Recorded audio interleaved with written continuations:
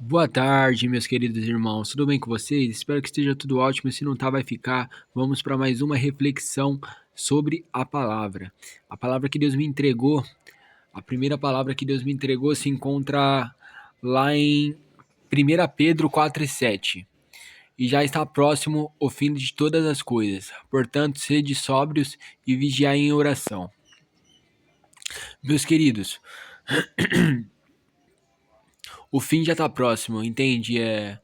E só depende de nossas orações para nos salvarmos, entende? Depende de nossas orações, depende de nossos jejuns, depende de nossos votos criados com Deus. Porque muitos profetas estão se levantando, falsos profetas, né, se levantando. Tem muito falso religioso, pessoa que não prega de fato, fingindo que prega, pessoas que falam a mentira, pessoas mentindo umas para as outras. Já tem até o dia da mentira para você ver o quão bizarro tá o mundo atual. E isso mostra que estamos cada vez mais próximo do fim, cada vez mais próximo de tudo acabar, de o apocalipse vir e dizimar todo mundo. Mas para isso nós temos que ter o poder da oração, nós temos que ter o poder de luta pela vida, ter o poder do jejum. Se a gente jejuar, nós já vamos, vai ser retirado muitos pessoas lá de baixo de nós. Então, guerras acontecendo, o fim do mundo já está próximo, mas nós temos um Deus que é provedor e fará com que a gente se salve, vai fazer com que a gente não se corrompa com os malefícios da nossa sociedade atual. Pelo fato de o fim do mundo estar chegando, muitas pessoas se desesperam, né? Mas não tem o que temer para quem segue a Deus. Não tem muito para onde sair, entende? Porque nós somos seguidores de Cristo, nós exaltamos a palavra de Deus. E quanto mais nós exaltamos, quanto mais nós louvamos, quanto mais nós buscamos a Deus com todo o nosso esforço possível, mais Ele vai nos honrar, mais Ele vai nos bendizer. E tudo irá prosperar de uma maneira ou de outra. E fará com que a gente se salve, né? Mas só que para a gente se salvar, tem que ter muito compromisso, tem que ter muita vitalidade, tem que ter muita luta, é uma vida de luta contra a carne. Nossos desejos carnais o tempo todo querendo que a gente peque, o tempo todo querendo que a gente vai pelo caminho mais próximo, pelo caminho em que é estreito, entende? Pelo caminho mais mais pequeno possível. O caminho rápido é o que nossa carne quer, entende? É,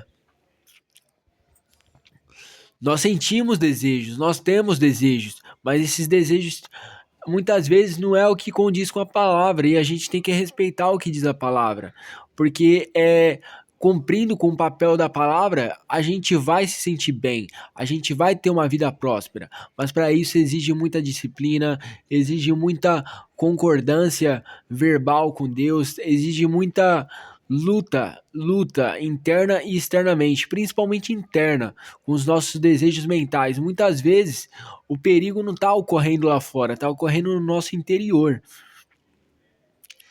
porque os nossos pensamentos sempre deturpam a realidade, faz com que nós vejamos a realidade de maneira errada, de maneira muito superficial e faz com que a gente caia em ciladas. E nós não temos que cair em ciladas. Quanto mais nós formos provados, quanto mais nós formos provados, mais tentação nós tivermos, mais a gente vai vencer, mais a gente vai ficar forte, mais a gente vai ficar firme na palavra. Porque diz a palavra, já está próximo o fim de todas as coisas, portanto, sede sóbrios e vigiai em oração. Vigie o fim do mundo em oração, orando, porque ele está cada vez mais próximo. Porque pais estão se levantando contra filhos, filhos se levantando contra pais. É umas guerras incessantes, entende? Mas nós temos um Deus que irá nos esconder dos nossos inimigos, vai fazer com que nós entramos eles vão achar que nós estamos perdendo. Os inimigos vão achar que a gente está perdendo o jogo. Mas nós só tá se escondendo com as nossas orações, com os nossos jejuns, com as nossas até pregações, por que não? Não é porque você não é pastor que você não pode pregar. Você pode pregar para seus amigos, para seus parceiros, entende? É questão de lógica, você correr atrás do que é certo, do que é de Deus. A próxima palavra está lá em 1 Pedro 4:8, que diz o seguinte: mas sobretudo tende ardente caridade uns para com os outros, porque a caridade cobrirá a multidão de pecados. Nós pecamos, com certeza, nós pecamos. É algo que nós vamos parar de pecar? Não, não vamos parar de pecar. Mas nós temos um poder em relação a isso. Já que nós somos frágeis, nós somos seres humanos frágeis. É claro que quando nós está na presença do Senhor, nós nos sentimos empoderados. Nós nos sentimos cada vez mais fortes. Só que tem um porém. Tem um porém aí. Nós vamos pecar, certo? E para isso a gente tem que fazer caridades, irmãos. Nós temos que dar a mão ao próximo, do irmão que está fraco. Nós temos que pegar a mão do irmão que está fraco e guiá-lo. Oferecer para ele um banquete, oferecer para ele algo que você tem. Você oferecer, seja tempo, seja dinheiro mesmo, ou seja somente tempo, entende? De você com você, de você com você, de você para ele. Algo que você tem irá apagar uma multidão de pecados. Porque quando nós oferecemos, quando nós compartilhamos algo que a gente tem, é algo que depende somente de nós. É algo que não depende dos outros. Depende de única e exclusivamente nós. E então, é fazendo sacrifícios que a gente vai fortalecer a nossa sabedoria, vai fortalecer o nosso espírito, a nossa alma. É uma lavagem de alma quando você vê o sorriso num compartilhamento que você faz para com a outra pessoa. É uma lavagem de alma. Quando nós emprestamos algo ou doamos, nós nos sentimos cada vez mais capazes. Nós sentimos que nós conseguimos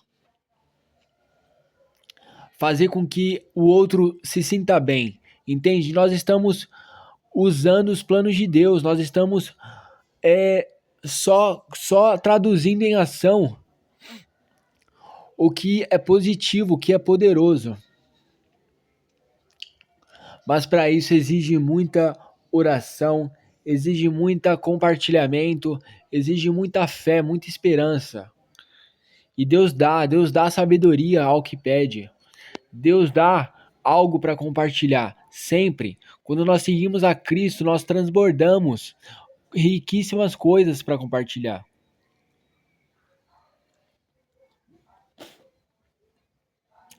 Deus nos quer ver bem. Deus quer ver nós bem. E quando vê nós bem, doando algo para outro, é algo que Deus com certeza aprova. Nós estamos fazendo a obra de Deus na terra. Nós temos que fazer a obra de Deus na terra com o máximo de vigor possível, com o máximo de energia possível, porque é isso que Deus espera de nós, que é que a gente administre a nossa energia, administre o nosso tempo para doar, seja você ir num asilo, visitar pessoas doentes, isso já seria muito grande, uma grande coisa. Quando seu irmão, seu amigo vem até você e pede uma comida, pede, sei lá, algo para você comprar, você oferece. Você oferece, você dá com gosto, porque você sabe que ele precisa, se ele realmente precisa, é claro. Não adianta a gente querer ficar compartilhando as nossas coisas aí com pessoas que não faz jus ao progresso, não faz jus ao que diz a palavra. Aí nós não sente a vontade de compartilhar, mas nós temos que compartilhar com amor, dizimar, dizimar é algo que vai estar mudando a minha vida, cara. Eu gastava o meu dinheiro com nada, com besteira, com açaí, coisa doce, que só vai prejudicar minha saúde. E hoje eu tô dizimando na igreja e isso tá fazendo uma diferença enorme em minha vida. Isso tá fazendo com que eu compartilhe mais com o outro, que eu abra os olhos para o outro. A próxima palavra que eu tenho aqui para dizer para vocês está lá em 1 João 2,9, que diz o seguinte: aquele que diz que está na luz e aborrece a seu irmão, até agora está em trevas. Amados, não adianta dizer da boca para fora que estamos na luz, não adianta dizer da boca para fora que nós estamos pregando, que quando nós estamos pregando, nós fala da boca para fora e não está vivendo isso. Porque nós estamos em trevas se a gente está mentindo, se a gente não é um exemplo a ser seguido. Nós estaremos nas trevas. E na palavra diz que nós não temos que aborrecer o nosso irmão, nosso companheiro. Nosso trabalho como seguidores de Cristo não é pura e simplesmente achar que estamos no caminho certo e colocar ideias na cabeça dele até insistir, até dar certo. Não é isso. Não é isso que Deus quer. Deus quer que nós tragamos pessoas para Cristo, que nós traga pessoas para a natureza de Deus, porém ao mesmo tempo que nós traga, a gente não insiste. Nós não sejamos insistentes, porque a pessoa só vai decidir por ela mesma. Querendo ou não, por mais que a gente influencie, por mais que a gente fala assim, pô, irmão, vamos para a igreja comigo, vamos lá comigo, vamos orar. Nós temos que ter a mentalidade de que nem sempre será possível convencer o outro.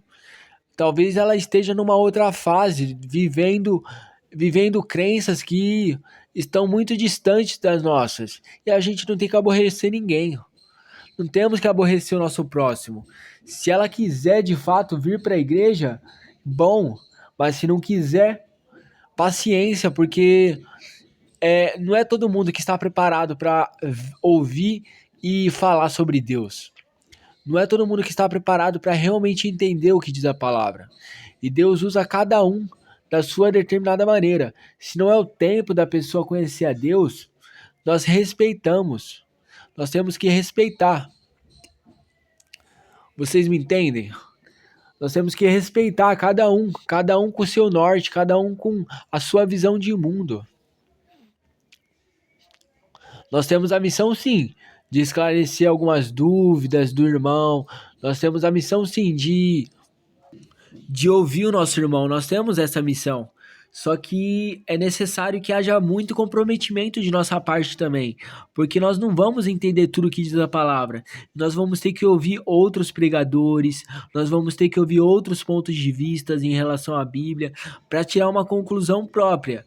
Mas entender tudo, assim, com afinco, palavra por palavra da Bíblia, é quase impossível para um ser humano só.